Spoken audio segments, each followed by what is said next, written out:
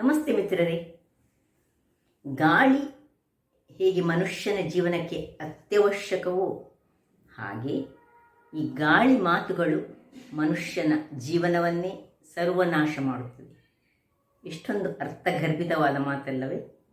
ಹಾಗಿರುವಾಗ ಇವತ್ತು ನಾನು ನನ್ನ ಅಡಿಗೆ ಮನೆಯಲ್ಲಿ ಕರಾವಳಿ ಶೈಲಿಯ ಬೊಂಡಾಸ್ ರೋಸ್ಟನ್ನು ಮಾಡಿದ್ದೇನೆ. ಅಂದರೆ ಸ್ಕ್ವಿಡ್ಡಿನಿಂದ ರೋಸ್ಟ್ ಬಹಳ ರುಚಿಕರವಾಗಿರುತ್ತದೆ. ಹಾಗಾದರೆ ಈ ಒಂದು ಬೊಂಡಾಸ್ನ ರೋಸ್ಟನ್ನು ಹೇಗೆ ಮಾಡುವುದು ಎಂದು ನೋಡುವ ಮೊದಲು ಯಾರೆಲ್ಲ ನನ್ನ ಚಾನಲನ್ನು ನೋಡ್ತಿದ್ದೀರಿ, ಯಾರೆಲ್ಲ ಇನ್ನೂ ಸಬ್ಸ್ಕ್ರೈಬ್ ಮಾಡಿಲ್ಲ ದಯವಿಟ್ಟು ಸಬ್ಸ್ಕ್ರೈಬ್ ಮಾಡಿ ಅಂತ ಹೇಳುತ್ತಾ ಈ ಒಂದು ಬೊಂಡಾಸಿನ ಗೀ ರೋಸ್ಟನ್ನು ಹೇಗೆ ಮಾಡುವುದು ಅಂತ ನೋಡೋಣಲ್ಲವೇ ಮಿತ್ರರೇ. ಇವತ್ತು ನಾನು 1/2 kg ಅಂದರೆ ಅರ್ಧ kg ಬೊಂಡಾಸ್ ಮೀನು ತಂದಿದ್ದೇನೆ. ತುಂಬ ಮಂದಿಗೆ ಬೊಂಡಾಸ್ ಮೀನು ಹೇಳಿದರೆ ಅದರ ಸುಕ್ಕ ಅಥವಾ ಅದರದ್ದು ರೋಸ್ಟ್ ಹೇಳಿದರೆ ಬಹಳ ಖುಷಿ. ಹಾಗಾದರೆ ಇವತ್ತು ಈ ಬೊಂಡಾಸ್ನಿಂದ ರೋಸ್ಟ್ ಮಾಡೋಣ. ಬೊಂಡಾಸ್ ರೋಸ್ಟ್, ಸ್ಕ್ವಿಡ್ ರೋಸ್ಟ್ ಮಾಡೋಣ. ಇಲ್ಲಿ ನೋಡಿ, ಒಂದು 10ರಿಂದ 12 ಬ್ಯಾಡ್ಗೆ ಮೆಣಸು ತೆಗೆದುಕೊಂಡಿದ್ದೇನೆ ನಾನು. ಮತ್ತು 1 ಚಮಚದಷ್ಟು ಜೀರಿಗೆ, ಒಂದು 5-6 ಪಾಲ್ಗಳಷ್ಟು ಬೆಳ್ಳುಳ್ಳಿ, ಒಂದು 2 ಚಮಚದಷ್ಟು ಕೊತ್ತಂಬರಿ ಬೀಜ. ಇಲ್ಲಿ ನೋಡಿ, ಒಂದು 2 ನೀರುಳ್ಳಿಯನ್ನು ನಾನು ಉದ್ದಕ್ಕೆ ಹೆಚ್ಚಿಟ್ಕೊಂಡಿದ್ದೇನೆ. ಸಣ್ಣದಾಗಿ ಸಹ ಹೆಚ್ಚಿಟ್ಕೊಳ್ಬೋದು. ಸ್ವಲ್ಪ ಕರಿ ಲೀವ್ಸ್ ಬೇಕು. ಇನ್ನು ಸ್ವಲ್ಪ ಗರಂ ಮಸಾಲೆಗಳಲ್ಲಿ ಕಾಲಿ ಕೆತ್ತೆ ಒಂದು ಸಣ್ಣ ತುಂಡು, ಒಂದು ಅರ್ಧ ಇಂಚಿನಷ್ಟು, ಒಂದು 2-3 ಲವಂಗ, ಒಂದೇ ಒಂದು ಏಲಕ್ಕಿ ಮತ್ತು ಒಂದು 1/4 ಸ್ಪೂನಿನಷ್ಟು ಬಡೆ ಸೊಪ್ಪು ಬೇಕು ನಮಗೆ. ಇಲ್ಲಿ ನೋಡಿ, 1 ಚಮಚದಷ್ಟು ನಾನು ಕರಿಮೆಣಸನ್ನು ತೆಗೆದುಕೊಂಡಿದ್ದೇನೆ. ಇನ್ನು ಹುಳಿ ಬೇಕು ನಮಗೆ. ನೋಡಿ, ಇಲ್ಲಿ ಹುಳಿ ಇಟ್ಟುಕೊಂಡಿದ್ದೇನೆ, ಒಂದು ಸಣ್ಣ ಗಾತ್ರದ ಹುಳಿ. ನೋಡಿ, ಇಲ್ಲಿ ಇಷ್ಟು ದೊಡ್ಡ ಗಾತ್ರದ ಹುಳಿ ಬೇಕು ನಮಗೆ. ಇನ್ನು ಹೇಗೆ ಮಾಡೋದನ್ನು ನೋಡೋಣ. ಮೊದಲಿಗೆ ಈ ಬೊಂಡಾಸ್ ಮೀನನ್ನು ಹೇಗೆ ಮಾಡುವುದಂತ ನೋಡೋಣ. ಒಂದು ಮೀನನ್ನು ನಾನು ನಿಮಗೆ ಮಾಡಿ ತೋರಿಸ್ತೇನೆ. ನೋಡಿ, ಇಲ್ಲಿ ನೀರು ಇಟ್ಕೊಂಡಿದ್ದೇನೆ ನಾನು. ನೋಡಿ, ಈ ಮೀನು ಹೀಗೆ ಇರ್ತದೆ. ನೋಡಿ, ಇದಕ್ಕೆ ಹೀಗೆ ಈ ರೀತಿಯಾಗಿ ಈ ಮೀನು ಇರ್ತದೆ. ಮೊದಲಿಗೆ ನಾವು ಏನು ಮಾಡಬೇಕು ಹೇಳಿದರೆ, ಇದನ್ನು ಹೀಗೆ ಇದರಿಂದ ಎಳೆದುಕೊಳ್ಬೇಕು. ಎಳೆದುಕೊಂಡಾದ ಮೇಲೆ ಇದರ ಒಳಗಿರುವ ಇದನ್ನು ತೆಗಿಬೇಕು. ನೋಡಿ, ಈ ಚೆನ್ನಾಗಿ ಇದೆಲ್ಲ ಚೆನ್ನಾಗಿ ತೆಗೆದುಕೊಳ್ಬೇಕು. ಇದನ್ನ ನೋಡಿ, ನೀರಿನಲ್ಲಿ ಹಾಕ್ಕೊಂಡು ಯಾವುದು ನಮಗೆ ಈ ಕಪ್ಪಿನ ಭಾಗ ಇರದೆ ಈ ಬಿಳಿ ಭಾಗ ನೋಡಿ ಹೇಗೆ ಬರ್ತದೆ. ನೋಡಿ, ಹೀಗೆ ಇರಬೇಕು. ಇದರ ಒಳಗಿದ್ದೆಲ್ಲ ಕ್ಲೀನ್ ಮಾಡಿಕೊಳ್ಬೇಕು. ಒಂದು ಚೂರು ಸಹ ಈ ರೀತಿ ಬಣ್ಣ ಇರಬಾರ್ದು. ಬಿಳಿಯಾಗಿ ಅದು ಬರಬೇಕು. ಇದು ಇಷ್ಟ ಆದಮೇಲೆ ಇದರ ಮುಖವನ್ನು ನಾವು ಹೇಗೆ ಮಾಡಬೇಕು ಹೇಳಿದರೆ, ಇಲ್ಲಿ ನೋಡಿ, ಇದರ ಒಳಗೆ ಒಂದು ಕಪ್ಪಿನ ಒಂದು ಭಾಗ ಇರ್ತದೆ. ಈ ಕಪ್ಪಿನ ಭಾಗವನ್ನು ನಾವು ಹೀಗೆ ತೆಗೆದುಕೊಂಡು ಇದರ ನೋಡಿ, ಇದನ್ನು ಸಹ ಹಾಗೆ ಇಲ್ಲಿ ಕಣ್ಣುಗಳಿರ್ತದೆ. ಈ ಕಣ್ಣುಗಳನ್ನು ಸಹ ನಾವು ಹೀಗೆ ಕಟ್ ಮಾಡಿಕೊಳ್ಬೇಕು. ಈ ಕಣ್ಣು ಸಹ ನಮಗೆ ಬೇಡ. ಕತ್ತರಿಯಲ್ಲಿ ನಾವು ಈ ಕಣ್ಣನ್ನು ಕಟ್ ಮಾಡುವ. ಮತ್ತು ಇದನ್ನು ಚೆನ್ನಾಗಿ ಈ ಕಪ್ಪಿನ ಭಾಗಗಳನ್ನೆಲ್ಲ ತೆಗೆದು ಬಿಳಿಯಾಗಿ ಆಗೋ ಹಾಗೆ ಹೀಗೆ ಎಳೆದುಕೊಳ್ಬೇಕು. ಇದು ಮಾಡೋದು ಬಹಳ ಸುಲಭ. ನಾವು ತುಂಬ ಮಂದಿ ಎಣಿಸ್ತೇವೆ ಇದು ತುಂಬ ಕಷ್ಟ ಅಂತ. ಆ ಕಪ್ಪಿನ ಭಾಗ ಅದರ ಒಳಗಿರುವುದನ್ನು ಹೋದರೆ ಆಯಿತು. ನೋಡಿ, ಯಾವ ಕಪ್ಪಿನ ಭಾಗ ಸಹ ಇಲ್ಲ. ಇದನ್ನು ಬೇಕಿದ್ರೆ ತೆಗೆಯುವ. ಇಷ್ಟಿದ್ರೆ ಸಾಕು ನಮಗೆ. ಇದರದ್ದು ನೋಡಿ, ಇದನ್ನು ಸಹ ಕೈಯಲ್ಲಿ ಹೀಗೆ ಎಳೆದು ಇದನ್ನಲ್ಲಿ ತೆಗೆದ್ರೆ ಆಯಿತು. ತೆಗೆದು ಇದನ್ನು ಬಿಳಿಯಾಗಿ ಬರಬೇಕು. ಇದನ್ನೆಲ್ಲ ತೆಗಿಬೇಕು. ನೋಡಿ, ಇನ್ನೊಂದು ನಾನು ತೋರಿಸ್ತೇನೆ. ಇಲ್ಲಿ ನೋಡಿ, ಹೀಗೆ ಉಂಟು ನೋಡಿ. ಹೀಗಿರುವಾಗ ಇದನ್ನು ಹೀಗೆ ಎಳೆದು ತೆಗಿಬೇಕು. ಈ ಭಾಗಗಳನ್ನೆಲ್ಲ ಕ್ಲೀನ್ ಮಾಡಬೇಕು. ಇದು ಮಾಡೋದು ಬಹಳ ಸುಲಭ. ಇದರ ಒಳಗಿದ್ದು ನೋಡಿ, ಹೀಗೆ ಒಳಗಿನಿಂದ ಒಂದು ಬರ್ತದೆ ಇದರದ್ದು. ಇದನ್ನೆಲ್ಲ ತೆಗೆದುಕೊಂಡು ಕ್ಲೀನ್ ಆಗಬೇಕು. ಹೀಗಿರಬೇಕು. ಮತ್ತು ಅದರ ಮುಖದ ಭಾಗದಲ್ಲಿ ನೋಡಿ, ಇಲ್ಲಿ ಒಂದು ಕಪ್ಪು ನಿಮಗೀಗ ಕಾಣ್ತಾ ಇರ್ಬೋದು. ಈ ಕಪ್ಪನ್ನು ನಾವು ತೆಗೆದು ಬಿಸಾಡಿಕೊಳ್ಬೇಕು.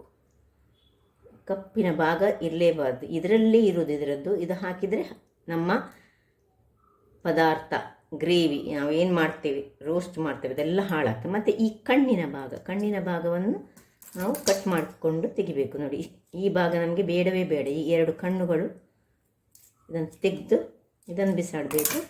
ಮತ್ತು ಇದನ್ನು ಕಟ್ ಮಾಡಿಕೊಂಡು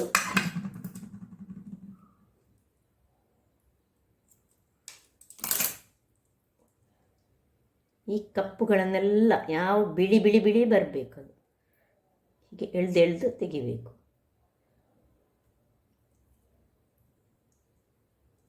ಇನ್ನೆಲ್ಲವನ್ನು ನಾನು ನಿಮಗೆ ಮಾಡಿ ತೋರಿಸ್ತೇನೆ ನೋಡಿ. ಮತ್ತು ಇದನ್ನು ಕಟ್ ಮಾಡೋದು ಹೇಗೆ ಹೇಳಿ, ಚೆನ್ನಾಗಿ ತೊಳೆದ ಮೇಲೆ ಇದನ್ನು ನಾವು ಹೀಗೆ ಈ ಶೇಪಿನಲ್ಲಿ ಸಹ ರೌಂಡಲ್ಲಿ ಕಟ್ ಮಾಡ್ಬೋದು, ಹೀಗೆ ಕಟ್ ಮಾಡ್ಕೊಳ್ಬೋದು, ಅಥವಾ ಉದ್ದಕ್ಕೆ ಸಹ ಕಟ್ ಮಾಡ್ಕೊಳ್ಬೋದು, ಹೇಗೆ ಸಹ ಆಗ್ತದೆ ನಮಗೆ ಹೇಗೆ ಬೇಕು ಹಾಗೆ ನೋಡಿ. ಹೀಗೆ ರೌಂಡಲ್ಲಿ ಕಟ್ ಮಾಡಿದರೆ ಬಹಳ ಚೆನ್ನಾಗಿ ಬರ್ತದೆ, ತಿನ್ನಲಿಕ್ಕೆ ಸಹ ಇದು ಬಹಳ ರುಚಿಕರವಾಗಿರ್ತದೆ. ಹೇಗೆ ಚಿಕನ್ ಪದಾರ್ಥ ಆಗ್ತದೆ ಅದೇ ರೀತಿಯಲ್ಲಿ ಎಲುಬಿಲ್ಲದ ಚಿಕನ್ ಪದಾರ್ಥದ ಹಾಗೆ ಆಗ್ತದೆ ಇದು ನೋಡಿ. ಹೀಗೆ ರೌಂಡಲ್ಲಿ ಮಾಡಬೇಕು. ಮತ್ತು ಈ ಭಾಗವನ್ನು ನಾವು 2 ಭಾಗಗಳಾಗಿ ಹೀಗೆ ಕಟ್ ಮಾಡಿಕೊಳ್ಬೇಕು. ಇದು ಮಾಡಲಿಕ್ಕೆ ಸುಲಭ ಉಂಟು, ತುಂಬ ಮಂದಿಗೆ ಅದು ಹೇಗೆ ಮಾಡೋದಂತ ಗೊತ್ತಾಗೋದಿಲ್ಲ ಅಷ್ಟೇ. ನಾನೀಗ ಈ ಭಾಗಗಳನ್ನೆಲ್ಲ ಯೂಸ್ ಮಾಡೋದಿಲ್ಲ, ನಾನು ಖಾಲಿ ಇದರ ಈ ಭಾಗವನ್ನು ಮಾತ್ರ ಮಾಡ್ತೇನೆ, ಚೆನ್ನಾಗಿ ಕ್ಲೀನ್ ಮಾಡಿ. ಹಾಗಾದರೆ ಎಲ್ಲವನ್ನು ನಾನು ಮಾಡಿ ನಿಮಗೆ ತೋರಿಸ್ತೇನೆ. ವೀಕ್ಷಕರೇ, ಇಲ್ಲಿ ನೋಡಿ ಕ್ಲೀನಾಗಿ ಎಷ್ಟು ಚೆನ್ನಾಗಿ ಬಂತು ನೋಡಿ. ಇದು ಇಷ್ಟೇ ಹೀಗೆ ರೌಂಡಾಗಿ ನಾನು ಕಟ್ ಮಾಡಿಕೊಟ್ಟಿದ್ದೇನೆ. ಈಗ ಇದಕ್ಕೆ ಸ್ವಲ್ಪ ಉಪ್ಪು, ನಿಮ್ಮ ಹತ್ರ ಜಿಂಜರ್ ಗಾರ್ಲಿಕ್ ಪೇಸ್ಟ್ ನಿಮಗೆ ಹೀಗೆ ಬೇಕಿದ್ದರೆ ಹಾಕ್ಕೊಳ್ಬೋದು, ಆದರೆ ನಾನು ಇದಕ್ಕೆ ಹಾಕೋದಿಲ್ಲ. ನಾನು ಇದಕ್ಕೆ ಉಪ್ಪು ಮತ್ತು ಸ್ವಲ್ಪ ಹಳದಿಯನ್ನು ಹಾಕಿ ಇದನ್ನು ಮಿಕ್ಸ್ ಮಾಡಿಕೊಂಡು ಇಡ್ತೇನೆ. ಹೀಗೆ ಮಾಡಿ ಮಿಕ್ಸ್ ಮಾಡಿ ಒಂದು ಮುಚ್ಚಿಟ್ಕೊಳ್ಳೋಣ. ಇದರ ಮೀನಿನ ಮೇಲಿನ ಭಾಗವನ್ನು ನಾನು ಹಾಕ್ಕೊಳ್ಳಿಲ್ಲ, ಖಾಲಿ ಕೆಳಗಿನ ಆ ರೌಂಡ್ ಬರ್ತದಲ್ಲ, ಆ ಬೋರ್ ಶೇಪಲ್ಲಿ ಅಂಥದ್ದನ್ನು ಮಾತ್ರ ಹಾಕ್ಕೊಂಡಿದ್ದೇನೆ. ಈಗ ಇದನ್ನೊಂದು ಮುಚ್ಚಿಟ್ಕೊಳ್ಳೋಣ, ಸೈಡಿಗೆ ಇಟ್ಕೊಂಡು ನಾವು ಮಸಾಲೆ ರೆಡಿ ಮಾಡೋಣ. ಈಗ ನಾನು ಒಲೆಯಲ್ಲಿ ಒಂದು ಕಬ್ಬಿಣದ ಬಾಣಲೆ ಇಟ್ಕೊಂಡಿದ್ದೇನೆ, ಅದಕ್ಕೆ ಸ್ವಲ್ಪ ತುಪ್ಪವನ್ನು ಹಾಕ್ಕೊಳ್ತೇನೆ. ತುಪ್ಪವನ್ನು ಹಾಕ್ಕೊಂಡು ಅದರಲ್ಲಿ ನಾವು ಮಸಾಲೆ ಈಗ ರೆಡಿ ಮಾಡಿಕೊಳ್ಳೋಣ. ಸ್ವಲ್ಪ ಆನಿಯನ್ನನ್ನು ಇದರಲ್ಲಿ ಹಾಕ್ಕೊಳ್ತಿದ್ದೇನೆ. ಇದರಲ್ಲಿ ನಾನು ಎಷ್ಟು ತೆಗೆದುಕೊಂಡಿದ್ದೇನೆ ಆನಿಯನ್, ಅದರಲ್ಲಿ ಅರ್ಧದಷ್ಟು ಆನಿಯನ್ನನ್ನು ಮಸಾಲೆಗೆ ಹಾಕ್ಕೊಳ್ತಿದ್ದೇನೆ. ಮತ್ತೆ ಸ್ವಲ್ಪ ಬೇಯುವಾಗಬೇಕಾಗ್ತದೆ ನಮಗೆ.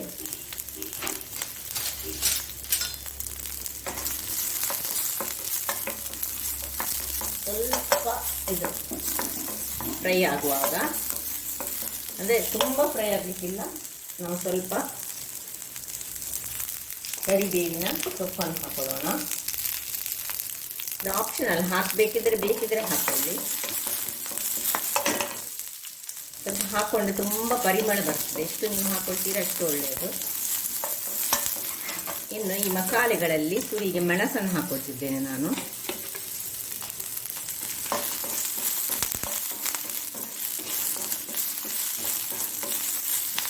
ಸ್ವಲ್ಪ ಹದಾ ಉರಿಯಲ್ಲಿ ನಾವು ಹುರಿದುಕೊಳ್ಬೇಕು. ಇನ್ನು ಕೊತ್ತಂಬರಿ ಮತ್ತು ಜೀರಾ ಹಾಕ್ಕೊಳ್ತಿದ್ದೇನೆ. 2 ಸ್ಪೂನ್ನಷ್ಟು ನಾನು ಕೊತ್ತಂಬರಿ ಹಾಕಿದ್ದೇನೆ, 1 ಸ್ಪೂನ್ನಷ್ಟು ಜೀರಾ ಹಾಕಿದ್ದೇನೆ. ಇನ್ನು ನಡುವಲ್ಲಿ ಈ ಕೆತ್ತೆ ಸಿನೆಮನ್ ಹಾಕ್ತಿದ್ದೇನೆ, ಮತ್ತು ಲವಂಗ ಹಾಕಿದೆ, ಸ್ವಲ್ಪ ಬಡೆ ಸೊಪ್ಪನ್ನು ಸಹ ಹಾಕ್ಕೊಂಡಿದ್ದೇನೆ. ಇನ್ನು ಅದರೊಟ್ಟಿಗೆ ಸ್ವಲ್ಪ 1 ಚಮಚದಷ್ಟು ಕರಿಮೆಣಸು, ಸ್ವಲ್ಪ ಖಾರ ಬೇಕಾಗ್ತದೆ ನಮಗೆ, ಕರಿಮೆಣಸಿನ ಖಾರ. ಇದೆಲ್ಲೊಂದು ಹುಳಿ ಸಹ ಬಿದ್ದಿತ್ತು, ಹುಳಿ ಹಾಕೋದು ಲಾಸ್ಟಿಗೆ, ಹುಳಿ ಹಾಕೊಳ್ಳೋದು. ಇದು ಒಳ್ಳೆ ಘಮ ಬರುವಾಗೆ ಇದನ್ನು ಫ್ರೈ ಮಾಡಿಕೊಳ್ಬೇಕು. ಇಷ್ಟಾಗುವಾಗ ಈ ಬೆಳ್ಳುಳ್ಳಿ ಅನಿಸಿದಾಗ ಹಾಕ್ಕೊಳ್ತಿದ್ದೇನೆ. ಸ್ವಲ್ಪ ಹಳದಿಯನ್ನು ಇದಕ್ಕೆ ಹಾಕ್ಕೊಳ್ತಿದ್ದೇನೆ.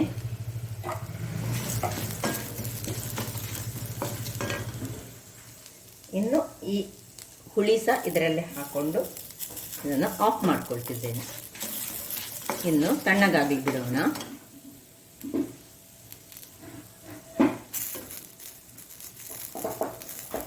ವೀಕ್ಷಕರೇ, ಇಲ್ಲಿ ನೋಡಿ ಮಸಾಲೆ ಒಳ್ಳೆ ತಣ್ಣಗಾಗಿದೆ. ಏನು ಘಮ ಬರ್ತದೆ ಹೇಳಿದರೆ, ಅದರಲ್ಲಿ ನಾವೀಗ ಗರಂ ಮಸಾಲೆ ಪೌಡರ್ ಇದು ಗರಂ ಮಸಾಲೆ ಪೌಡರ್ ಅಲ್ಲ, ಗರಂ ಮಸಾಲೆ ಕೆಲವು ವಸ್ತುಗಳನ್ನು, ಚಕ್ಕೆ, ಲವಂಗ ಮತ್ತು ನಾವು ಬಡೆ ಸೊಪ್ಪು ಹಾಕಿದ್ರಿಂದಾಗಿ ಅದರ ಪರಿಮಳ ಬಹಳ ಚೆನ್ನಾಗಿ ಬರ್ತದೆ. ಅದು ಈ ಸ್ಕ್ವಿಡ್ಗೆ ಅದನ್ನು ಹಾಕಿದರೆ ಬಹಳ ಯಾವಾಗಲೂ ಪದಾರ್ಥ ಬಹಳ ಉತ್ತಮವಾಗಿ ಬರ್ತದೆ, ನಮಗೆ ತಿನ್ನಲಿಕ್ಕೆ ಸಹ ಬಹಳ ಖುಷಿ ಆಗ್ತದೆ. ಎಲ್ಲವನ್ನು ನಾನು ನೋಡಿ ಹೀಗೆ ಇದರಲ್ಲಿ ಹಾಕ್ಕೊಂಡು ಶಿಫ್ಟ್ ಮಾಡ್ತೇನೆ. ಮತ್ತು ನಾನು ಸ್ವಲ್ಪ ನೀರನ್ನು ಹಾಕಿ ಇದರದ್ದೊಂದು ಒಳ್ಳೆ ಪೇಸ್ಟ್ ಮಾಡಿ ತರ್ತೇನೆ. ಇಷ್ಟ ಆಯಿತು.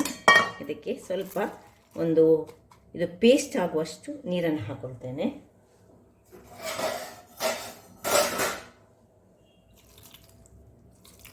ಇನ್ನು ಗ್ರೈಂಡ್ ಮಾಡಿ ತರ್ತೇನೆ. ವೀಕ್ಷಕರೇ, ಇಲ್ಲಿ ನೋಡಿ ಪೇಸ್ಟ್ ಸಿದ್ಧವಾಗಿದೆ. ನೋಡಿ ಎಷ್ಟು ಫೈನಾಗಿ ನಾನು ಪೇಸ್ಟ್ ಮಾಡಿಕೊಂಡಿದ್ದೇನೆ. ನೋಡಿ ಎಷ್ಟು ಕಲರ್ಫುಲ್ಲಾಗಿ ಬಂದಿದೆ, ಅಷ್ಟೇ ಪರಿಮಳಯುಕ್ತವಾಗಿ ಸಹ ಉಂಟು. ಈಗ ನಾವು ಸ್ಕ್ವಿಡ್ಡನ್ನು ಹೇಗೆ ಬೇಯಿಸಿ ಇದನ್ನು ಅದಕ್ಕೆ ಹಾಕೋದು ಅಂತ ನಾನು ತೋರಿಸ್ಕೊಡ್ತೇನೆ. ಸ್ಕ್ವಿಡ್ ಬೇಯಲಿಕ್ಕೆ ಸ್ವಲ್ಪ ಹೊತ್ತು ಮಾಡ್ತದೆ ಮತ್ತು ಅದರಲ್ಲೇ ತುಂಬ ನೀರು ಬಿಡುವಂಥದ್ದು. ನೋಡೋಣ ಹೇಗೆ ಮಾಡೋದೆಂದು. ವೀಕ್ಷಕರೇ, ಇಲ್ಲಿ ಹಳದಿ ಮತ್ತು ಉಪ್ಪು ಹಾಕಿದಂತಹ ಸ್ಕ್ವಿಡ್ ಸ್ವಲ್ಪ ಒಂದು 10-15 ನಿಮಿಷ ಮ್ಯಾರಿನೇಟ್ ಆಗಿದೆ. ಇದನ್ನು ಪಕ್ಕಕ್ಕೆ ಇಟ್ಕೊಳ್ಳೋಣ.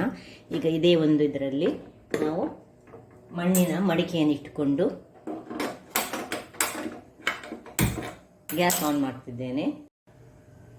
ಇಲ್ಲಿ ಈ ಬಾಣಲಿ ಬಿಸಿ ಆಗ್ತಾ ಇರುವಾಗ ನಾನು ಸ್ವಲ್ಪವಾದ ಎಣ್ಣೆಯನ್ನು ಹಾಕ್ಕೊಳ್ತಿದ್ದೇನೆ ಇದಕ್ಕೆ. ನೋಡಿ, 1-2 ಚಮಚದಷ್ಟು ಎಣ್ಣೆ ಮತ್ತು 1 ಚಮಚದಷ್ಟು ತುಪ್ಪವನ್ನು ಹಾಕ್ಕೊಳ್ತಿದ್ದೇನೆ. ಸ್ವಲ್ಪ ಸ್ಕ್ವಿಡ್ ಬೋಂಡ ಸ್ವಲ್ಪ ಉಷ್ಣ ಪ್ರವೃತ್ತಿಯನ್ನು ಹೊಂದಿರುವಂಥದ್ದು, ಅದರಿಂದಾಗಿ ಸ್ವಲ್ಪ ತುಪ್ಪ ಹಾಕಿ ಮಾಡಿದರೆ ಬಹಳ ಒಳ್ಳೆಯದು. ಇದಕ್ಕೆ ನೀರುಳ್ಳಿ ಹೆಚ್ಚಿಟ್ಟಂತಹ ಸಪೂರವಾಗಿ ಹೆಚ್ಚಿಟ್ಟಂತಹ ನೀರುಳ್ಳಿಯನ್ನು ಹಾಕ್ಕೊಳ್ತಿದ್ದೇನೆ.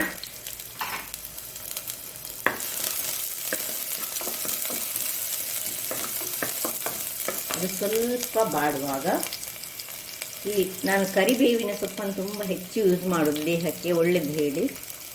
ಅದರಿಂದಾಗಿ ಈಗ ಸ್ವಲ್ಪ ಇದು ಆಪ್ಷನಲ್, ನೀವು ಬೇಕಿದ್ದರೆ ಹಾಕ್ಕೊಳ್ಬೋದು.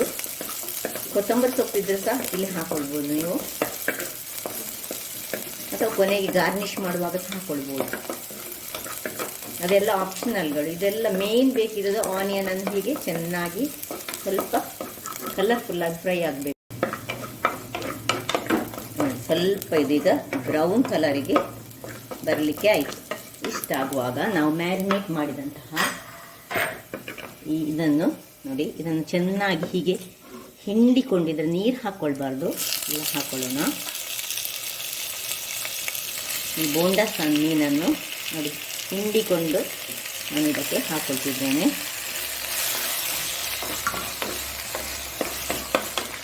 ಈಗ ಒಳ್ಳೆ ಚೆನ್ನಾಗಿ ಇದನ್ನು ತಿರುಗಿಸ್ಕೊಳ್ಳೋಣ. ಉಪ್ಪು ಆಲ್ರೆಡಿ ಹಾಕ್ಕೊಂಡಿದ್ದೇನೆ.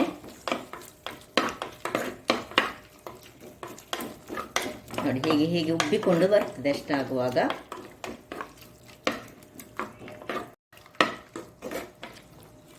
ಈಗ ಇದಕ್ಕೆ ಏನು ಹಾಕ್ಕೊಳ್ಳೋದು ಬೇಡ. ಇದನ್ನು ಸ್ವಲ್ಪ ಮೀಡಿಯಂ ಫ್ಲೇಮಲ್ಲಿ ನಾವು ಇದನ್ನು ಮುಚ್ಚಿಟ್ಟುಕೊಂಡು ಒಂದು 10 ಅಥವಾ ಒಂದು 7 ನಿಮಿಷ ಬೇಯಿಸ್ಕೊಳ್ಳೋಣ.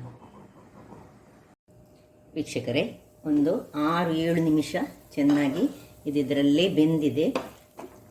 ನೋಡ, ಈಗ ಒಂಚೂರು ಬೆಂದಿದ ಇಲ್ವಾ ಅಂತ ನೋಡ್ಕೊಳ್ಳಿ. ನೋಡಿ, ನಾನು ಸ್ವಲ್ಪ ಸಹ ಇದಕ್ಕೆ ನಾನು ನೀರನ್ನು ಹಾಕ್ಕೊಳ್ಳಿಲ್ಲ, ಅದರಲ್ಲೇ ಬಿಟ್ಟ ನೀರು. ಒಂದು ನೆನಪಿಟ್ಟುಕೊಳ್ಬೇಕು ಹೇಳಿದರೆ, ವೆರಿ ಇಂಪಾರ್ಟೆಂಟ್ ಇದು. ಇದಕ್ಕೆ ತುಂಬ ನೀರನ್ನು ಹಾಕ್ಕೊಳ್ಬಾರ್ದು. ನೀರನ್ನು ಹಾಕ್ಕೊಂಡು ಬೇಯಿಸಲಿಕ್ಕೆ ಇಲ್ಲ, ಇದರಲ್ಲೇ ಅದು ತುಂಬ ನೀರು ಬಿಡ್ತದೆ. ಅದೊಂದು ವೆರಿ ಇಂಪಾರ್ಟೆಂಟ್. ಈಗ ಇದು ಬೆಂದಿದಂತಹ ನೋಡಿಕೊಂಡು ನಾವು ಬೆಂದಾದರೆ ಇದಕ್ಕೆ ಇದು ಸ್ವಲ್ಪ ಲೆಕ್ಕಕ್ಕಿಂತ ಹೆಚ್ಚು ಬೆಂದರೆ ಸಹ ಅದು ರಬ್ಬರ್ನಾಗೆ ಆಗ್ತದೆ. ಇಷ್ಟು ಸಾಕು ಬೆಂದರೆ. ಈಗ ನಾವು ಮಾಡಿದಂತಹ ಮಸಾಲೆಯನ್ನು ಇದಕ್ಕೆ ಹಾಕ್ಕೊಳ್ಳೋಣ. ಉರಿ ಈಗ ದೊಡ್ಡದಿರಲಿ. ನೋಡಿ, ಮಸಾಲೆಗಳನ್ನು ನಾನು ಅದರಲ್ಲಿ ಹಾಕ್ಕೊಳ್ತಿದ್ದೇನೆ. ಆಲ್ರೆಡಿ ನಾವು ಮಸಾಲೆಯನ್ನು ಫ್ರೈ ಮಾಡಿ ಮತ್ತೆ ಅದನ್ನು ಗ್ರೈಂಡ್ ಮಾಡಿದಂತಹ ಮಸಾಲೆ. ಈ ಮಸಾಲೆಯ ಪರಿಮಳ ಬಹಳ ಅದ್ಭುತವಾಗಿದೆ. ನೋಡಿ, ನಾನು ಚೂರು ನೀರನ್ನು ಯೂಸ್ ಮಾಡಲಿಲ್ಲ, ಖಾಲಿ ನಾನು ಮಸಾಲೆ ಹಾಕುವಾಗ ಮಾತ್ರ ಗ್ರೈಂಡ್ ಮಾಡುವಾಗ ಅದಕ್ಕೆ ನೀರನ್ನು ಹಾಕ್ಕೊಂಡದ್ದು. ಸ್ಕ್ವಿಡ್ ಬೇಯುವಾಗ ನಾನು ಸ್ವಲ್ಪ ನೀರನ್ನು ಹಾಕ್ಕೊಳ್ಳಿಲ್ಲ, ಅದರದ್ದೇ ಬಂದ ನೀರು. ಈಗ ಇದನ್ನು ಒಂದು ಸಣ್ಣ ಉರಿಯಲ್ಲಿ ಪುನಃ ಒಂದು 4 ನಿಮಿಷಗಳ ಕಾಲ ಮುಚ್ಚಿಟ್ಕೊಳ್ಳೋಣ. ವೀಕ್ಷಕರೇ, ಇಲ್ಲಿ ನೋಡಿ 3 ನಿಮಿಷ ಕಳೆದಿದೆ. ಹೇಗೆ ಆಗಿದೆ ನೋಡಿ. ಈ ಹೊತ್ತಿನಲ್ಲಿ ಸ್ವಲ್ಪ ಆಫ್ ಮಾಡುವ ಮೊದಲು ನಾವು ಇದರ ಉಪ್ಪನ್ನು ಚೆಕ್ ಮಾಡ್ಕೊಳ್ಳೋಣ. ಸ್ವಲ್ಪ ಚಕ್ಕ ನೀರು, ಸ್ವಲ್ಪ ಉಪ್ಪನ್ನು ಹಾಕ್ಕೊಳ್ತಿದ್ದೇನೆ. ಇದರಲ್ಲಿ ಮೇನ್ ಇರೋದು ಉಪ್ಪು, ಹುಳಿ, ಖಾರ, ಎರಡು ಸ್ವಲ್ಪ ಖಾರ ಸಹ ಬೇಕಾಗ್ತದೆ ಇದಕ್ಕೆ. ನೋಡಿ, ರುಚಿಯಾದ ಬೊಂಡಾಸ್ ಮೀನಿನ ರೋಸ್ಟ್ ರೆಡಿಯಾಗಿದೆ. ಬಹಳ ಪರಿಮಳಯುಕ್ತವಾಗಿದೆ ನೋಡಿ. ಮತ್ತು ಇದು ಸ್ವಲ್ಪ ಆಗೋದು, ಎಷ್ಟು ಅರ್ಧ ಕೆ ಜಿ ನೋಡಿ ಎಷ್ಟು ಆಯಿತು ನೋಡಿ, ಇಷ್ಟೇ ಆಯಿತು. ಇಷ್ಟು ಹೊತ್ತಲ್ಲಿ ಇದನ್ನು ಸ್ವಲ್ಪ ತಿರುಗಿಸಿಕೊಂಡು ನಾನು ಆಫ್ ಮಾಡ್ಕೊಳ್ತಿದ್ದೇನೆ. ಇನ್ನು ಸರ್ವಿಂಗ್ ಟೈಮ್. ಈಗ ಇದನ್ನು ಪಕ್ಕಕ್ಕೆ ಇಟ್ಟುಕೊಂಡು ಸರ್ವ್ ಮಾಡೋಣ. ನೋಡಿ ಏನು ಚೆನ್ನಾಗಿ ಬಂದಿದೆ. ಇದರ ಮೇಲೆ ನೀವು ಬೇಕಿದ್ದರೆ ಕೊತ್ತಂಬರಿ ಸೊಪ್ಪನ್ನು ಚೆನ್ನಾಗಿ ಉದುರಿಸ್ಕೊಳ್ಬೋದು. ನೋಡಿ ನಾನು ಸರ್ವ್ ಮಾಡ್ತಾಯಿದ್ದೇನೆ. ನೋಡಿ ಏನು ಚೆನ್ನಾಗಿ ಬಂದಿದೆ ನೋಡಿ. ಊಟಕ್ಕಂತೂ, ಚಪಾತಿಗೆ ಆಗಲಿ, ಊಟಕ್ಕೆ ಆಗಲಿ, ಯಾವುದಕ್ಕೂ ಇದು ಹೇಳಿ ಮಾಡಿಸಿದಂತಹದ್ದು. ನೋಡಿ, ಇದರ ಕೆಳಗಿನ ಭಾಗ ಅಂದರೆ ಈ ಸ್ಕ್ವಿಡ್ಡಲ್ಲಿ 2 ಭಾಗ ಇರ್ತದೆ. ಅದರ ಮೇಲಿನ ಸಹ ಭಾಗವನ್ನು ಯೂಸ್ ಮಾಡೋದಾದರೆ ಅದರದೊಂದು ಗ್ರೇವಿ ಮಾಡಿದರೆ ಬಹಳ ಚೆನ್ನಾಗಿ ಬರ್ತದೆ. ಹಾಗಾದರೆ ನೋಡಿದ್ರಲ್ಲ ವೀಕ್ಷಕರೇ, ಒಂದು ಸುಲಭ ವಿಧಾನ. ಇದರಲ್ಲಿ ನೀವು ಇಡೀ ಮೆಣಸುಗಳನ್ನು ಹಾಕೋ ಬದಲು ಇದನ್ನು ನೀವು ಪೌಡರ್ನಲ್ಲಿ ಸಹ ಮಾಡ್ಕೊಳ್ಬೋದು. ನಾನು ಯಾವ ಪ್ರಮಾಣದಲ್ಲಿ ಹೇಳಿದ್ದೇನೆ ಆ ಪ್ರಮಾಣದಲ್ಲಿ ಪೌಡರನ್ನು ಯೂಸ್ ಮಾಡಿ. ಅಂದರೆ 1-2 ಚಮಚದಷ್ಟು ಮೆಣಸಿನ ಹುಡಿ, ಕೊತ್ತಂಬರಿ ಹುಡಿ, ಜೀರಾ ಹುಡಿ, ಹಾಗೆ ಹುಡಿಗಳನ್ನು ಯೂಸ್ ಮಾಡಿ ಸಹ ಆಗ ಗರಂ ಮಸಾಲೆ ಪೌಡರನ್ನು ನೀವು ಯೂಸ್ ಮಾಡಬೇಕಾಗ್ತದೆ. ಹಾಗಾದರೆ ನನ್ನ ಈ ಕುಕಿಂಗ್ ಚಾನಲ್ ನಿಮಗೆ ಇಷ್ಟ ಆದರೆ ಬೋಳೂರು ಸುವರ್ಣ ಚಾನಲನ್ನು ಲೈಕ್ ಮಾಡಿ, ಶೇರ್ ಮಾಡಿ ಹಾಗೂ ಸಬ್ಸ್ಕ್ರೈಬ್ ಮಾಡಿ. ಹಾಗೂ ನನ್ನ ಇನ್ಸ್ಟಾಗ್ರಾಮ್ ಪೇಜನ್ನು ಫಾಲೋ ಮಾಡಿ. ಧನ್ಯವಾದಗಳು.